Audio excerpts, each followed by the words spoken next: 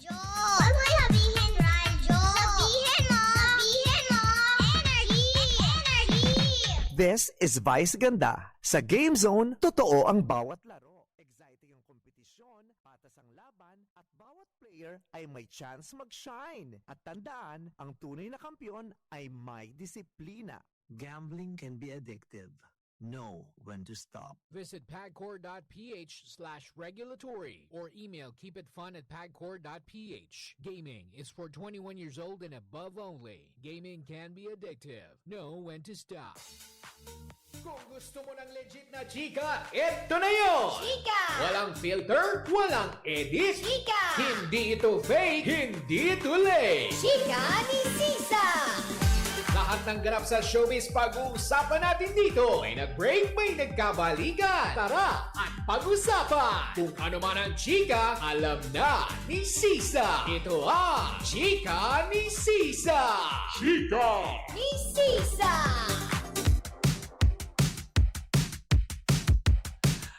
Isang maganda.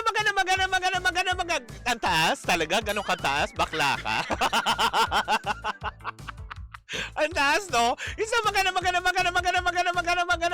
hapon, Metro and Mega Manila. Kapiling nyo na ang nag-iisang chismosa, o diba? ng Energy FM.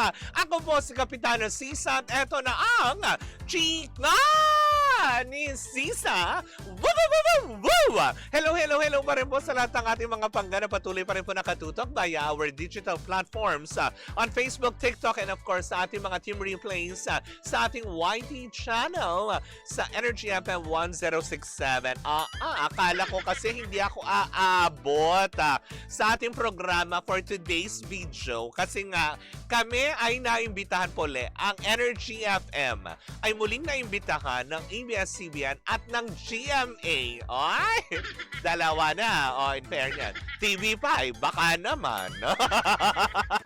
TV5, baka naman gusto nyo kaming imbitahin din. Diba? Ayan, inibitahan po tayo ng ABS-CBN at ng GMA7 para sa joint collaboration nila ng The Secret of Hotel 88 kasi mid-season na, diba? Mid-season episode na at eto may mga bagong exciting na mga episodes na naman napapakaantabayanan natin na mapapanood yan sa GMA7. Nakakaloka, diba? Diyan ang galing tayo kanina at talaga nakahalubilo natin ang mga ex-PBB housemates. Walang alam si Mika, diba? Pero anis kompleto naman sila. Si Kira, sila AZ nandoon, si Clarice, si Esnier, tapos si Brent nandoon, si Will, si Ralph, si Dustin, tapos andun din si oh my gosh, si River at saka si Josh, 'di ba? Ang babait ng mga batang to in fairness, 'di ba? At talagang sobrang kwelang-kwela, naging light lang talaga. Ginanap po ang naturang MediaCon para sa mid-season episodes ng The Secret of Hotel 88. Nang ginanap po yan sa ELJ building kanina. Thank you po Sir Kane, Errol Chowa, thank you po so much. Sir Aaron, thank you. At syempre sa pamunuan ng GMA7, maraming salamat po sa pag-imbita nyo po sa Energy FM, diba? Makakaasa po kayo ang aming suporta sa inyong mga programa. Speaking of GMA7, eto na. Tumungo na muna tayo sa ating mga babatiin. O, diba? Gusto ko munang batiin, of course. Ang dagdag sa, binabati natin mga in-drive drivers. Si Kuya Marvin Rondilia. Hi Kuya Marvin! Kamusta ka na? Like what I promised, sabi ko naman sa'yo, diba, babatiin kita ng bonggang-bongga. At syempre kanina may bisita tayo from JNT Express na sina Maxine, Bern, Jen, and Peaches. Pero umalis na sila, diba? Mag-iingat kayo girls. Balik-balik kayo ha. Pag alam mo yun, kung may time kayo at welcome kayo dito sa aming himpilan, diba? Na nakakaloka yan. Siyempre, batiin din natin ang mga taga-Baclaran! Mga bakla! Hindi. Hindi dyan sa may Baclaran Parañaque. Hello din po sa inyong lahat. At syempre sa mga taga-Merville. Wow, shala! Maabot tayo ng Merville. Hello po, magandang hapon. Pero eto na, ang ating unang chika! Nakakaloka to the highest level dahil may kaugnayan pa rin po ito sa GMA. Oo, na nakakaloka. Dahil napag-uusapan na nga online ngayon na nakakaloka ang usapin tungkol nga daw sa pagbabago ng schedule di umano ng showtime at posible nga daw na umabot sila hanggang linggo dahil nga 'di ba ang sabi nga daw ang ASAP ay ililipat daw ng 5:30 something ganyan basta panghapon na nakakaloka.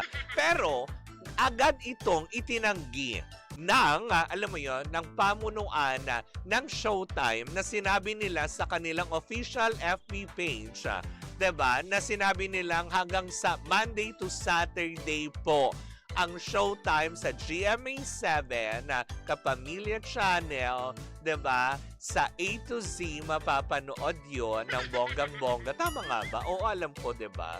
Tapos, kumbaga parang sinabi nila na Monday to Saturday lamang. Pahinga po kami ng linggo. O, 'di ba?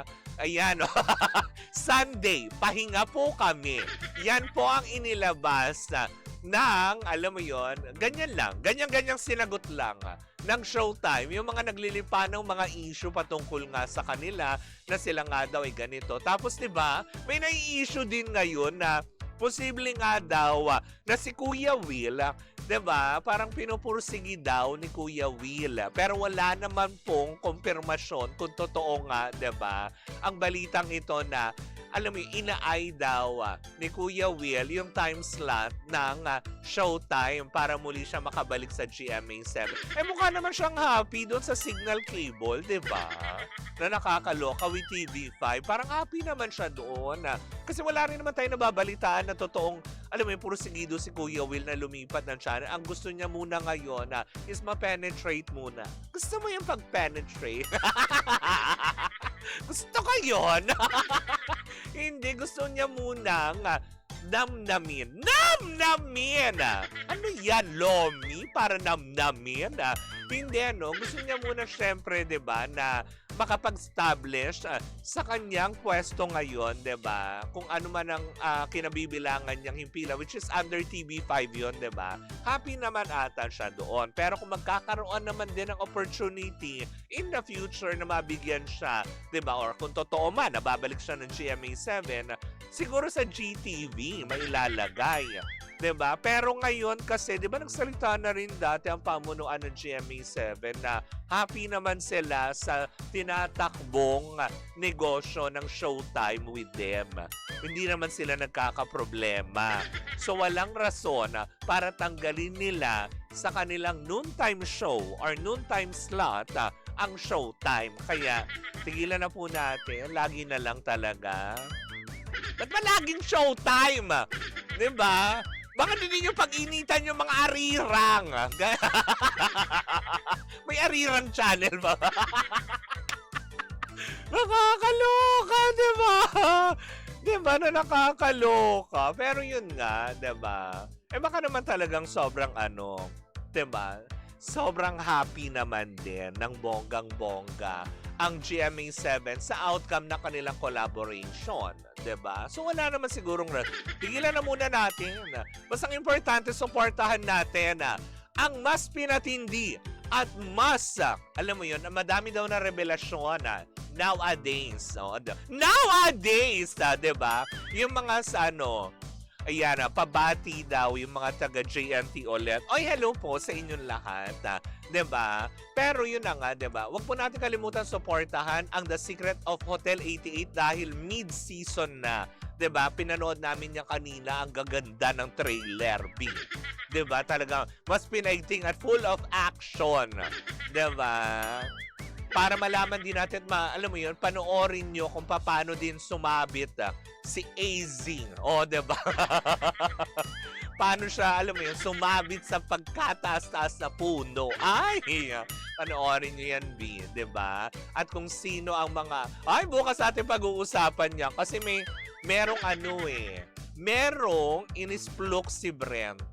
Diba? Na nakakaloka. na may mga mababawas, 'di ba?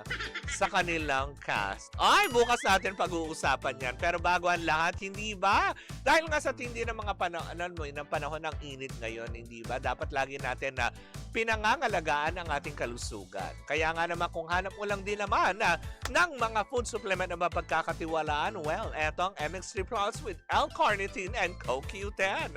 About MX3 capsules ay nagtataglay ng alpha mangosteen, beta mangosteen at gamma mangosteen. Mga sangkap na nakakatulong at hindi nakakasama sa ating pangangatawan at kalusugan. Kaya naman may plus dahil may dagdag benefits ng CoQ10 at L-carnitine. Alam mo ba ang coenzyme Q10 ay isang uri ng supplement na kailangan ng ating katawan lalo pa tayo nagkakaedad. Tulong para sa malakas na heart muscle fiber. Ang L-carnitine naman ay isang uri ng protina na tumutulong para sa maayos na metabolismo o panunaw. Kaya nga naman kung meron ka pang katanungan, pwede mo bisitahin ang kanilang website sa mx3ph.com. Paalala, ang MX3 ay hindi gamot at hindi ito maaring gamitin panggamot sa anumang uri ng sakit. Sa MX3, dito ako believe. Diba? Ganon na nakakaloka. Anyways, ako mga panggayan po muna ang ating chikahan. Ayan na. Maghahanap buhay po muna tayo at magbabalik tugtugan, hindi ba? Dahil ayaw ko mabibiting kayo sa mga sound trip na aming mga pinatutugtog dito ngayon sa Energy FM. Kaya ako mo yung pansamantala munang magpapaalam at tuloy-tuloy pa rin po muna ang ating tugtugan. Saan pa ba yan? Siyempre dito mo lamang yan sa number 106.7 Energy FM. Panggawag mong sabihin radyo, sabihin mo Energy!